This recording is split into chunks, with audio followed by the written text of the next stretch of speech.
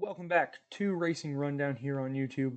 I'm Eric DeCoster. In this video, we'll be taking a look at the trips and rides of all the horses in this year's Kentucky Derby trip breakdown video, if you will, looking at and analyzing every single thing that happened in this year's race. I've waited a couple days to do this, mainly to let the initial recap of the obvious good and the obvious bad, letting that all kind of pass over and be recapped, and then we can dive into the nitty gritty. And really, what we're looking at is, did the race unfold the way that it looked like it might on paper? How it came to that point in terms of distances. Obviously, we learned some things about who wants to go certain distances, who might want to go further or shorter, and obviously just some of the other big factors that will point out. So we'll watch the race over one time, kind of give my thoughts on how it played out, and then we'll kind of skip around in places, who I liked where they were placed in the early stages of the Derby, the critical moves I thought were made to maybe win or lose the race, things like that. We'll get into it all. It's not going to have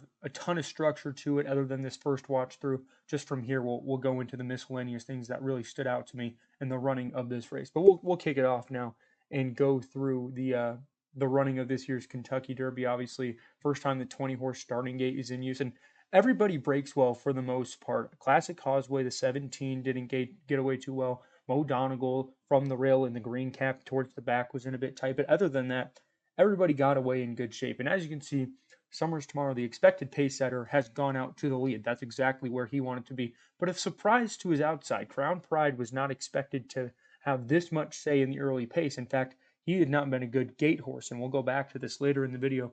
But he, in all things, is in a really good spot at the moment if it weren't for the quick pace. I mean, this trip you want to sit in the Derby when you're not going a quarter in 21.78, which was the fastest opening quarter mile in Kentucky Derby history. So they're flying right now. Your eventual winner is towards the back of the screen, the 2021 Rich Strike. He is 18th at this moment with Mo Donegal just to his inside, but they're moving up the backstretch, and obviously it's playing out well to the closers. You see, they're all traveling really well, but you can see the likes of a Taba, who in the red cap, they're sitting fifth at the moment. He's working hard to keep up, and obviously some key moves about to take place, but all things considered, a lot of these horses are chasing hard. The 3 horse Epicenter with the white cap just moved through nicely on the inside. Zandon and Smile Happy are moving right in behind him. Tawny Port at the rail, he's another one that cracked the top 10. But still, your eventual winner is just getting started. He is moving up in between horses right now near the back of the pack. This race absolutely accordioned in terms of this. They're separated by about 10 lengths from first to last, which we don't often say about a Kentucky Derby, especially in recent years. But right now, it's clear that the closes are all coming on. Epicenter has just gone to the lead. Zandon's just switched to the outside. And Rich Strike, your eventual winner, is coming down towards the inside of horses. And that's obviously the key move in winning this race. Rich Strike, he's going to switch off the heels of Messier, come and look at Epicenter and Zandon and say, I'm going to get you. And that's exactly what he does. A great ride by Sonny Leon. I'm sure anybody watching this video has already seen the overhead views 1,000 times, and it was certainly the critical factor in getting this horse home first in the Kentucky Derby. So now we're going to go through and kind of chop it up piece by piece, look at things that were good and that were bad. And we'll start here with the start. I want you to keep an eye on a few horses here, most notably the 7 horse, Crown Pride, this horse from Japan. He has not shown this kind of gate speed ever in his career. In fact, he'd been a chronically slow horse, so I expected him to be further back. But right here, he hops away well, and he is in excellent position. You see him getting hustled out, and that's something that you see from a lot of horses. If we go back again to the beginning of this race, look to the outside. You have Zozos, the 19. You have the 16 Cyberknife, the 15 White Abario. All of those horses' riders are getting after them. In fact, Manny Franco right here goes to the whip a couple times to make sure his horse is engaged and in the race. We'll go back to the start one more time. So automatically what we're seeing here is they're working hard to get to the lead.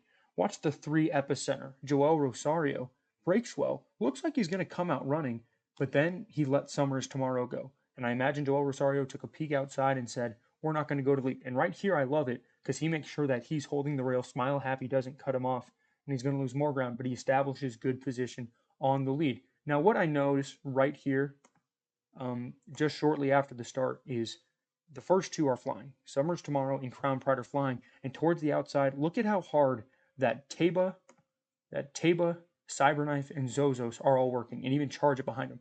They are working very hard to get to these top 2 and be in position early on. So the fact that these two horses, Cyberknife and Crown Pride, are outrunning those four horses and Messier as well to the lead as quickly as they are shows how quick this pace was. And this told me immediately this is going to favor the closers. Horses in terms of early positioning, good and bad. I think Charge It right there, a little bit further back than he wants to be in the pink and the yellow cap. I think Epicenter was taken further back for the right reasons, and it ultimately worked out for him. I think Smile Happy was a bit closer. There were times in races, especially the Risen Star 2 starts ago, where he was behind Zandon.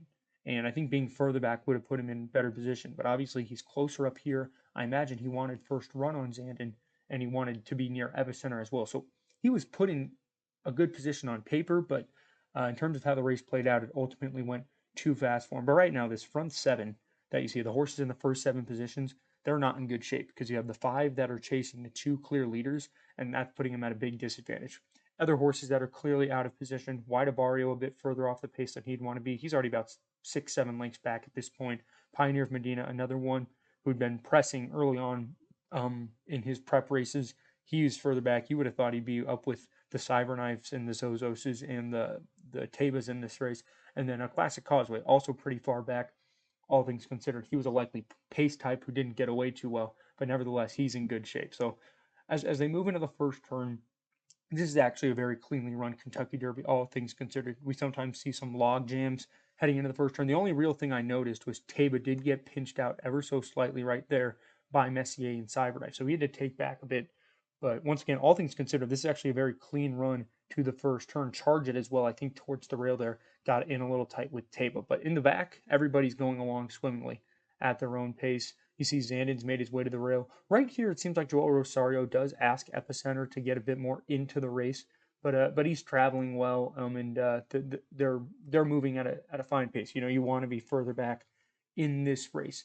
At this point, I think it's fair to say that once again they're going too fast. You can see Taba and Cyberknife both working a bit too hard out here. Charge It's further back than he wants to be. Wide Barrio is strung out very wide. He is about 4, 5 deep at this point in the race.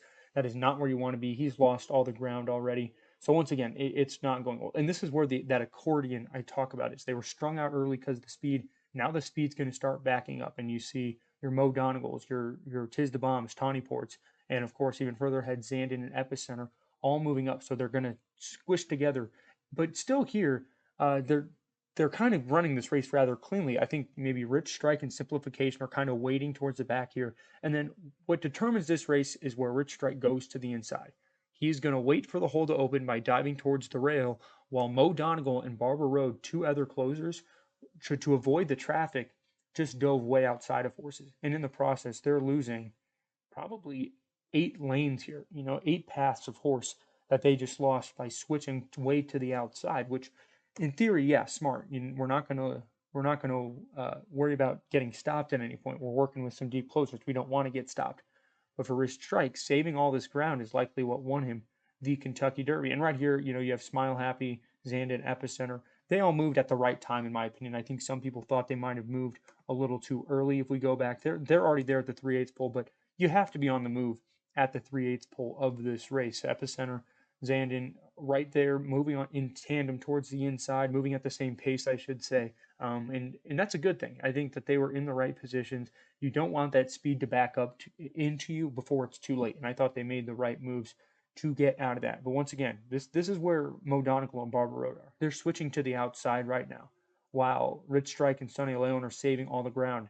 And this is where you can see it. This is where the difference in this derby was made. These two bumping each other, being taken extremely wide to the center of the track, while Rich Strike is saving all the ground inside of Rivals. Another ride I liked was Simplification. We'll go back to the top of the stretch one more time.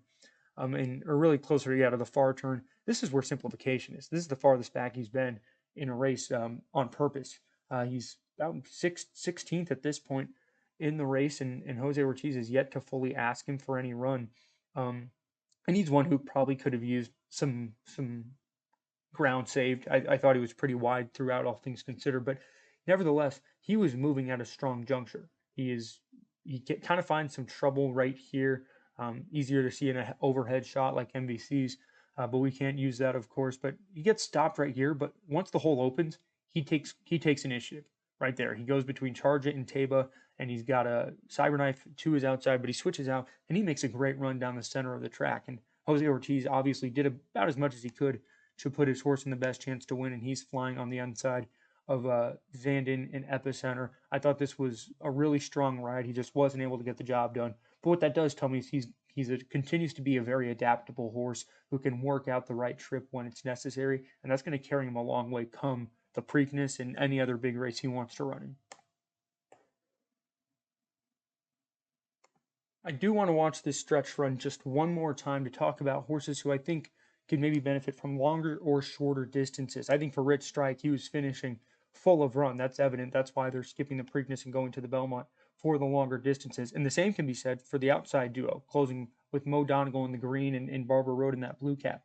They both made wide sustained runs. We're still closing into it. And although they weren't able to get the job done, it kind of told you they could run all day. As for Epicenter and Zandon, it seems like a mile and a quarter might be their peak. They both kind of flatline here late in the stretch. That could be a factor of either they don't want to go that far or they were too close to the pace and it was just going to be the deepest closer win. But for Zandon, for instance, right here you think he has dead aim on Epicenter and he's going to be the winner. He's out here in the blue with the white cap. Right here, I have no idea how he doesn't get past, and that makes me wonder if perhaps he doesn't want to go that far. So that's not a great thing. I think obviously for Zandon, maybe the shorters will be better, but I certainly don't think he would be a Belmont type at that rate. For the horses that finish further back, I think horses that you shouldn't ask any distance questions about. It's more so going to be the pace and the race that worked out for them. Charge It, Messier, Taba, absolutely. I think those are the three big ones who will certainly like going classic distances.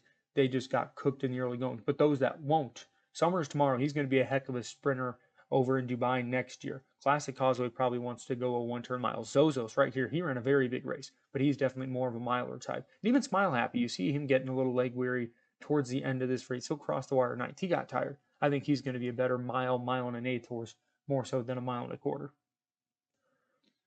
So all things considered, this was a very clean running of the Kentucky Derby. Everybody got the trip that they wanted to for the most part. There's a couple exceptions, but in terms of major players and where they wanted to be, they got the trips they wanted. Obviously, the pace played a big factor. It's hard to get a good read on how good some of these horses could be because of that pace. You have to certainly, you can't downgrade the horses that were closely, forwardly placed and then faded out, and you can't really upgrade those closers because they got the run of the race.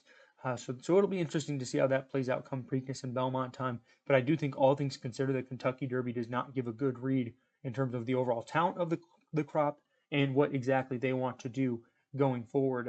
But that's the beauty of horse racing. One race, as pivotal as it might not be the best barometer of the talent and the abilities of certain horses within the crop and how it'll play out for them going forward. So this was a very exciting Kentucky Derby. Can't wait to see how it plays out in the Preakness and Belmont. Probably we'll have another similar video to this, breaking down the trips of certain horses in the Kentucky Derby for those races. And I appreciate you stopping by and listening. And we'll see you next time here on Racing Rundown.